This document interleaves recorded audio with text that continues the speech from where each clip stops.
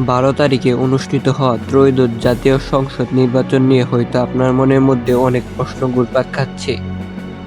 কিন্তু অনেকের মনের মধ্যে বাংলাদেশ জামায়াতে ইসলামী বিভিন্ন সামাজিক যোগাযোগ মাধ্যমে এত জনপ্রিয় হওয়া সত্ত্বেও কেন এত কম আসন পেল, এই প্রশ্ন ঘোরাফেরা করছে।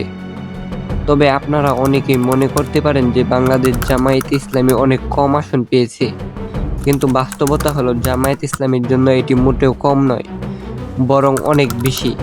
কারণ জামায়াতে ইসলামী কখনোই এর আগে 18 আসনের বেশি পায়নি, কিন্তু তারা এবার এককভাবে 68 আসন পেয়েছে এবং জোট সঙ্গীদের নিয়ে 77টি আসন পেয়েছে।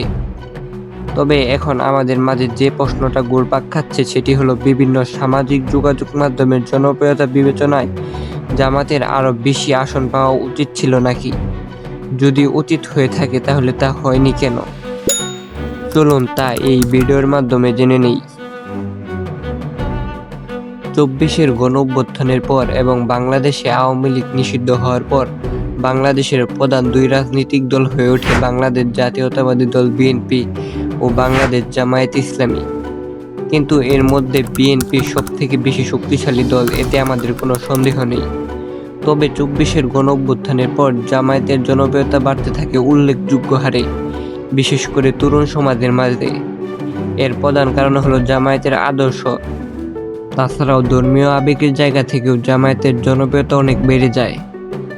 আর গণঅভ্যুত্থানে উঠে আসা দল এনসিপির সাথে জোট করার পর তাদের জনপ্রিয়তা আরও বেড়ে যায় তরুণদের মাঝে। তো এই জায়গা থেকে সরকার গঠন করতে না পারলেও জামায়াত জোট 100-র বেশি আসন পাবে, এই প্রত্যাশা ছিল অনেকের। কিন্তু তা মোটেও হয়ে ওঠেনি। জামায়াত জোট 77 আসন পেয়েছে, যা বিজয়ী হওয়া দল বিএনপির থেকে 136 আসন কম।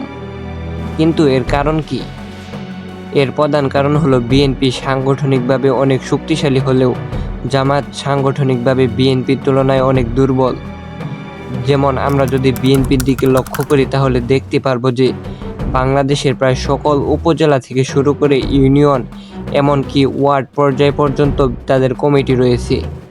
কিন্তু আমরা জামায়াতের দিকে তাকালে দেখতে পারবো যে সকল উপজেলায় তাদের কমিটি থাকলেও অনেক ইউনিয়ন ও ওয়ার্ড পর্যায়ে তাদের কমিটি নেই। আর এক্ষেত্রে আমরা আরেকটু লক্ষ্য করলে দেখতে পারবো যে বিএনপির বিভিন্ন অঙ্গ সংগঠনেরও ইউনিয়ন পর্যায়ে কমিটি ও সদস্য রয়েছে, কিন্তু জামাতের অঙ্গ সংগঠনের মোটামুটি ভালো জনপ্রিয়তা থাকা সত্ত্বেও তাদের তা নেই। অর্থাৎ সাংগঠনিক দিক থেকে জামায়াত বিএনপির তুলনায় অনেক দুর্বল।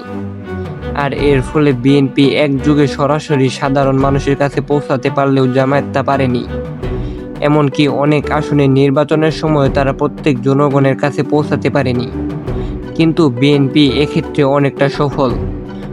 অর্থাৎ জামাতের অনেক জনপ্রিয়তা সোশ্যাল মিডিয়ায় প্রকাশ পেলেও তারা মাঠে ভালো কাজ করতে পারেনি। আর এর ফলস্বরূপ জামায়াত এত কম আসন পেয়েছে। অন্যদিকে বিএনপি সোশ্যাল মিডিয়ায় ভালো জনপ্রিয়তা দেখাতে না পারলেও তারা মাঠে কাজ করে বিজয় ছিনিয়ে নিয়েছে। অর্থাৎ বিএনপির কাছে জামাতের এইভাবে হেরে যাওয়ার অন্যতম বড় কারণ হলো এই সাংগঠনিক দক্ষতা। তারপর আমরা যদি আরও একটি কারণ খুঁজি তাহলে দেখতে পারবো যে বিএনপির অধিক আসনের প্রার্থী জামায়াতের প্রার্থীর তুলনায় অনেক শক্তিশালী। এমনকি বিএনপির অনেক প্রার্থী এর আগেও নির্বাচন করেছিল এবং বিজয়ী হয়েছিল, কিন্তু জামায়াতের তুলনামূলকভাবে এমন প্রার্থীর সংখ্যা অনেক কম।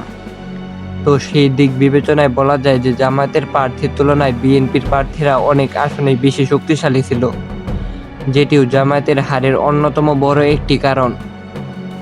এছাড়াও বিএনপির ইউনিয়ন ও ওয়ার্ড কমিটির সদস্যরাও সাধারণত সমাজের অনেক গুরুত্বপূর্ণ ব্যক্তি হয়, আর তাদের কথায়ও অনেক মানুষ বিএনপিকে ভোট দেয়। কিন্তু জামায়াত এক্ষেত্রে তুলনামূলকভাবে অনেক দুর্বল। তাছাড়াও 1971 সালের মুক্তিযুদ্ধও জামায়াতের উপর ব্যাপক প্রভাব বিস্তার করে। জামায়াত 1971 সালের মুক্তিযুদ্ধে পাকিস্তানকে সমর্থন দিয়েছিল, যেটিও জামায়াতের ভরাডুবির অনেক বড় একটি কারণ। তো বলা যায় যে জামায়াতের অনেক ভালো জনপ্রিয়তা থাকলেও তারা মাঠ পর্যায়ে অনেক দুর্বল ও তাদের ইতিহাস অনেক বিতর্কিত। ঠিক এই সব কারণেই জনপ্রিয়তা থাকা সত্ত্বেও তাদের এই ভরাডুবি হয়েছে। তবে সংগঠন হিসাবে জামায়াত শক্তিশালী থাকলে তারা আরও কিছু আসন পেলেও পেতে পারত। এরকম আরও ভিডিও পেতে চাইলে আমাদের ইউটিউব চ্যানেলটি সাবস্ক্রাইব করে আমাদের পাশে থাকুন।